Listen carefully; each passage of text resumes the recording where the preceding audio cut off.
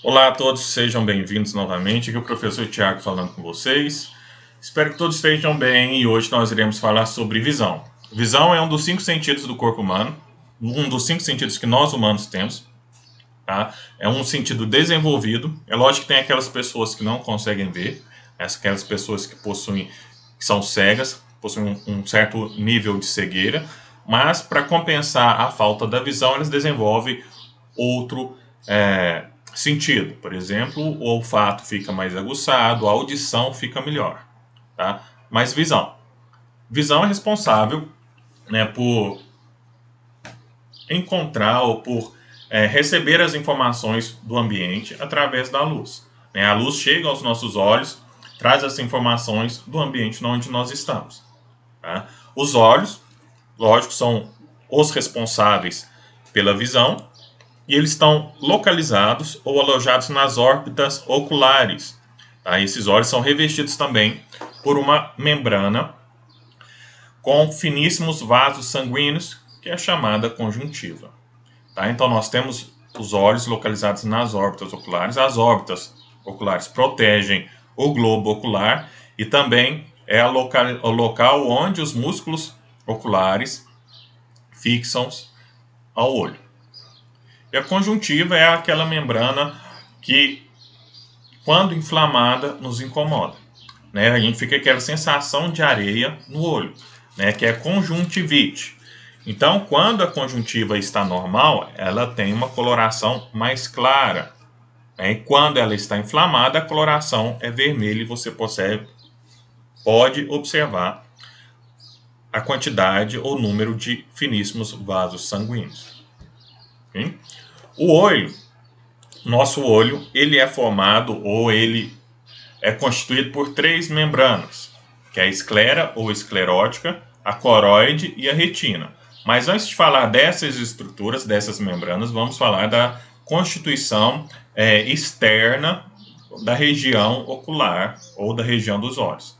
Tá? Nós temos a sobrancelha e os cílios, que são pelos. Esses pelos são utilizados para proteção. No caso da sobrancelha, é responsável pela proteção dos olhos contra o suor. O suor, ao escorrer, ele para na sobrancelha. É lógico, quando você está transpirando bastante, a sobrancelha vai ficar encharcada de suor e pode cair nos olhos. Mas a sua função é essa, tá? Proteger os olhos do suor. E os cílios também têm função de proteção, proteger os olhos da poeira no ar. Então, sobrancelha, proteção do suor, cílios, proteção contra a poeira. E quando nós entramos, antes, nós temos as pálpebras. Né? As pálpebras, elas são responsáveis, ou elas auxiliam a lubrificação dos olhos. Os olhos têm que estar lubrificados. Quando você fica com o olho muito aberto, o que acontece? Seus olhos começam a ficar secos, porque a pálpebra não está abrindo nem fechando. Você deixou ela aberta, então o olho começou a secar. Então a pálpebra também é responsável pela proteção do olho, tá? Deixando ele lubrificado. E quando nós olhamos o olho particularmente dito, nós vemos essa parte branca, né? Vamos dizer assim, globo ocular branco. Nós vemos também a parte colorida e a partinha preta, a bolinha preta. A parte branca é a esclerótica, que nós vamos falar logo a seguir. A parte verde, no caso dessa figura, azul, castanho, castanho claro, é a íris, que é responsável pela coloração do olho. E essa bolinha preta é o orifício chamado retina. Certo? Então vamos lá. A primeira membrana, como eu havia falado, é a esclerótica. Então você tem a esclerótica, coroide e retina. A esclerótica ou esclera é a camada mais externa do olho e é essa membrana que dá a coloração branca ao olho. Ela é responsável também por manter a forma esférica dos nossos olhos e também serve para fixação ou como ponto de ligação dos músculos oculares quando os olhos estão na cavidade ocular. E esses músculos seriam responsáveis pela movimentação dos olhos. E na parte anterior da esclerótica, nós temos a córnea. A córnea, ela é uma curvatura maior na esclerótica. Tá? Então, essa curvatura maior na esclera nós chamamos de córnea e ela é transparente. Essa curvatura maior e a transparência da córnea é o que permite com que os raios luminosos sejam vistos e entrem nos olhos, nos dando informações, nos dando alguma imagem. Tá? Imagina se a córnea fosse branca como o restante do olho. A gente não ia conseguir observar a questão da luminosidade, a questão das imagens. Tá? A córnea, quando ela possui uma curvatura irregular, vamos dizer, a curvatura regular dos olhos, quando a curvatura é um pouco acentuada, ela interfere na recepção da luz. Se interfere na recepção da luz, também vai interferir na imagem e na visão. Quando há essa curvatura irregular, nós chamamos de ceratocone. Tá? Aqui você vê uma curvatura normal, uma curvatura regular, e aqui você vê uma curvatura irregular. A ceratocone, ela possui uma curvatura da córnea mais pontiaguda. Como vocês podem comparar, ela vai para frente. Né? É como se estivesse formando um bico na córnea. Tá? Isso é ceratocone. Isso, é lógico, vai interferir na visão, na produção da imagem daqueles que possuem ceratocone. Visto a córnea, nós temos logo abaixo da córnea, entre a córnea e a íris, a córnea e o cristalino, nós temos uma cavidade que é preenchida pelo humor aquoso. Tá? São líquidos, um líquido, uma substância que protegem ou que auxilia a visão. Certo? Visto esclerótica, a córnea, agora nós vamos passar para a segunda camada, que é a coroide. A coroide, a camada intermediária, ela é dotada, como você pode observar nesta figura, de vasos sanguíneos e também possui melanina. A melanina é responsável por coloração. Esses vasos sanguíneos são responsáveis pela nutrição do olho e também a melanina, no caso, auxilia a absorção de luz que chega na retina. Tá? A coroide, ela possui algumas estruturas, como a pupila, a íris, no caso aqui são os ligamentos do corpo ciliar, e o cristalino. Tá? Então, por ordem, nós vamos falar da pupila e da íris. Da íris, como eu falei anteriormente, é a estrutura responsável pela coloração dos olhos. Essa coloração é hereditária, é genética, tá? Mas a íris de todos os olhos é uma estrutura muscular que se expande e se contrai, regulando a quantidade de luz que passa pela pupila. Tá? A pupila é um orifício por onde entra a luz. Então você tem a luz passando, atravessando a córnea, o humor aquoso e entrando pela pupila. A pupila e a íris são importantes pela coloração, é lógico, e também, como eu disse, por permitir a entrada da luz. É lógico que a pupila, por essa importância, ela pode sofrer alguma mudança. Como? No caso da pupila, vocês já observaram que quando está escuro, a sua pupila está maior, ela dilata. Essa dilatação é responsável por tentar, ou ela acontece para tentar absorver a maior quantidade de raios luminosos e permitir que você consiga ver no escuro. E quando está mais claro, a pupila tende a diminuir, a contrair o seu tamanho. Além disso, hormônios e algumas substâncias também alteram a contração e a expansão da pupila. E a íris é responsável pela coloração dos olhos. A quantidade de melanina presente na íris vai dar a coloração dos olhos. Além de ser a estrutura muscular que faz com que a pupila se expanda e se contrai. Falado íris e pupila, nós temos o cristalino. O cristalino ou lente é uma lente biconvexa, é uma lente que vai focar, né, a imagem, que vai permitir que a imagem seja focada na retina, como eu vou falar logo a seguir. E o cristalino, então, vai orientar a passagem da luz. Então, a luz passa pela córnea, pela pupila, e o cristalino orienta a passagem da luz até a retina. O cristalino ele pode alterar a sua forma para melhor focalizar a imagem. Então, quando você força o olho um pouco para tentar enxergar, você está com dificuldade, é porque o cristalino está se adaptando ou está alterando a forma, a alteração mínima, para focalizar a imagem. O cristalino, ele é, vamos dizer, uma lente transparente que, quando a pessoa atinge uma certa idade, ela pode desenvolver a catarata. O que é catarata? A catarata é quando o cristalino começa a escurecer, vamos assim dizer, a lente do cristalino, ou vamos dizer, o cristalino começa a esbranquiçar.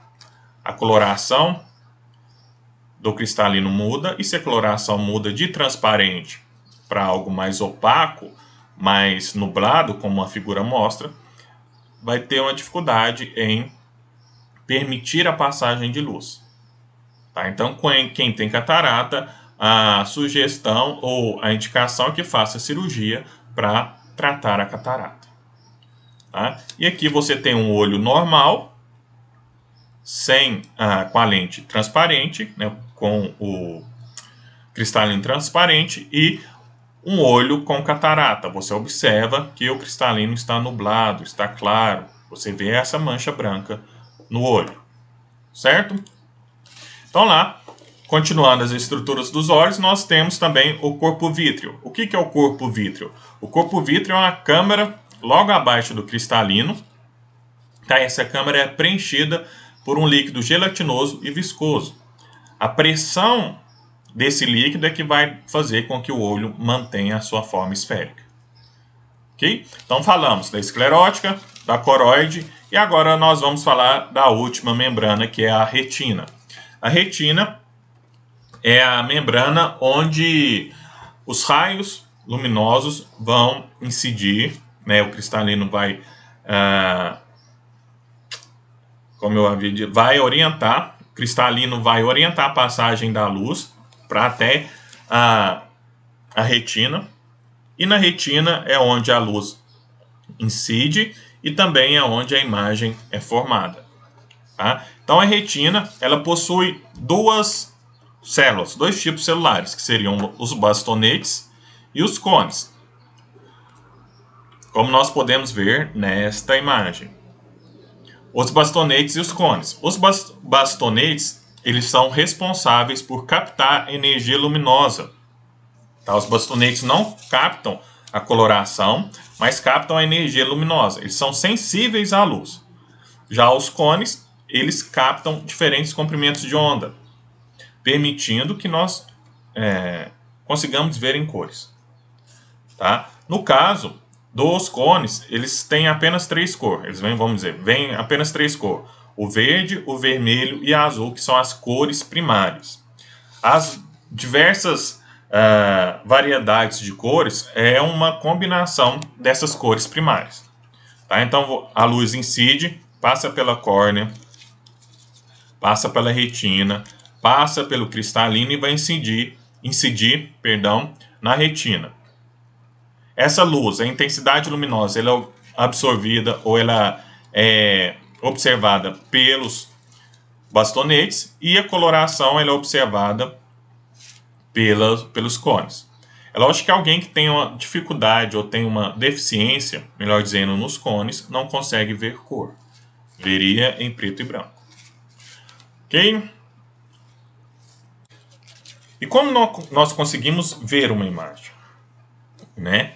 Nós observamos a imagem, um objeto, né? E esse objeto ele é refletido, assim como a luz, né, que nós observamos, ela incide na retina.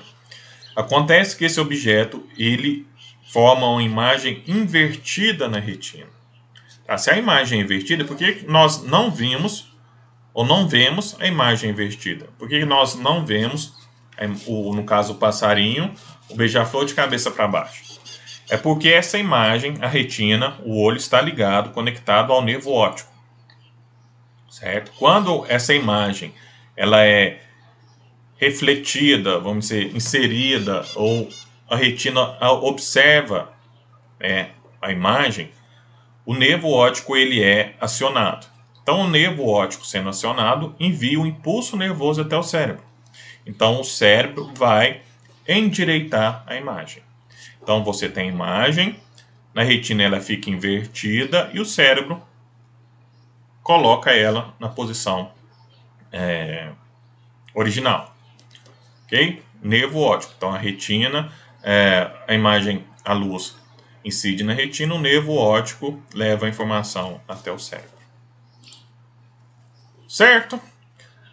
Além disso, antes de falar o exercício, a retina ela possui duas áreas importantes, que é a fóvea, que é onde estão localizados os bastonetes e os cones, e o ponto cego. O ponto cego não possui bastonete e nem cone. Certo? Então vamos lá, para o exercício. Exercício de fixação. O olho é a estrutura responsável por receber o estímulo luminoso e, consequentemente, garantir a nossa visão. A camada responsável por captar os estímulos é chamada de retina. E nela são encontrados dois tipos de receptores. Quais seriam esses dois tipos de receptores encontrados na retina? Quimiorreceptores e mecanorreceptores, cones e bastonetes, cóclea e ponto cego, pupila e íris, córnea e lente. Quimiorreceptor e mecanorreceptores. Quimiorreceptor é aquele receptor que detecta, vamos assim dizer, que capta estímulos químicos. Mecanorreceptores que captam estímulos mecânicos. Cones e bastonetes. Como vimos, os cones são responsáveis por enxergar ou por captar cor, e os bastonetes são responsáveis por captar a luz, a luminosidade. Ponto cego, como eu havia falado, é a região da retina onde não possui cones nem bastonetes, então não é um tipo de receptor, é uma região. Pupila e íris não são receptores e não estão localizados na retina, e sim na coroide. Pupila é o orifício que permite a passagem da luz, e a íris são estruturas musculares, uma região muscular, vamos assim dizer, que além de possuir melanina e dar a coloração ao olho, faz com que permite, melhor dizendo, a contração e a expansão da pupila. E córnea e lente. A córnea é a região anterior da esclerótica, é uma estrutura, vamos assim dizer, e lente é o cristalino. Logo, a resposta C, a resposta certa, é a resposta B, cones e bastonetes. Ok? Vou ficando por aqui, espero que todos tenham entendido, e até a próxima. Um abraço para vocês, e qualquer dúvidas, estou à disposição. Abraço!